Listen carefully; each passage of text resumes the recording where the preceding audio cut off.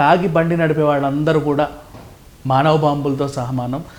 ఇప్పుడు ఒకటి మిస్టేక్ వల్ల, ఒక ఎర్రిస్వామి మిస్టేక్ వల్ల చూడు కర్నూలు ప్రమాదం 20 మంది ప్రాణాలు కోల్పోవాల్సి వచ్చింది. ఇంకా కోలుకుంటున్నారు మనుషులు. ఎన్నో కుటుంబాల్లో ఎన్నెన్నెన్నెన్నో కథలు ఇంకా చదువుతూనే ఉన్నాం, ఇంకా చెప్పుకుంటూనే ఉన్నాం.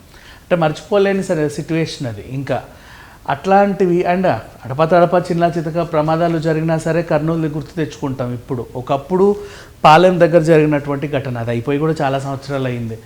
ఇప్పుడు ఇది ప్రమాదానికి కారణం ఏంటి అని తెలుసుకుంటే అయ్యో అనిపిస్తుంది. అతను ఆ పిల్లోడు పెట్రోల్ పంప్కి వెళ్ళడం, అక్కడ పెట్రోల్ కొట్టించుకోవడం, తూలుతా బండి నడపడం, సచ్ ఎ బ్యాడ్ సిచ్యువేషన్. అంటే ఒకటి నిర్లక్ష్యం వల్ల చాలామంది ప్రాణాలు కోల్పోవాల్సి వచ్చినప్పుడు వాడిని కూడా ఉగ్రవాది లాగానే ట్రీట్ చేయాలి.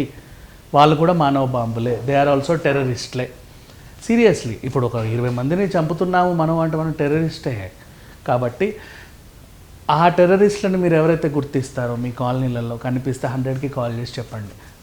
ఎవరైనా సరే మీకు తెలిసిన ఫ్యామిలీ మెంబర్స్ అయితే ఒకటి పీకి చెప్పండి, ఇంకోసారి ఇలా చేయకండి అని. లేదు అనుకుంటే తెలియని వాళ్ళైతే పోలీసులకు చెప్పండి. ఇంకా తెలియని వాళ్ళ దగ్గరికి వెళ్ళి మనం వార్నింగ్లు ఇస్తే తాగిరోడు మళ్ళీ గొడవ పెట్టుకుంటాడు, అదొక ప్రాబ్లం మళ్ళీ.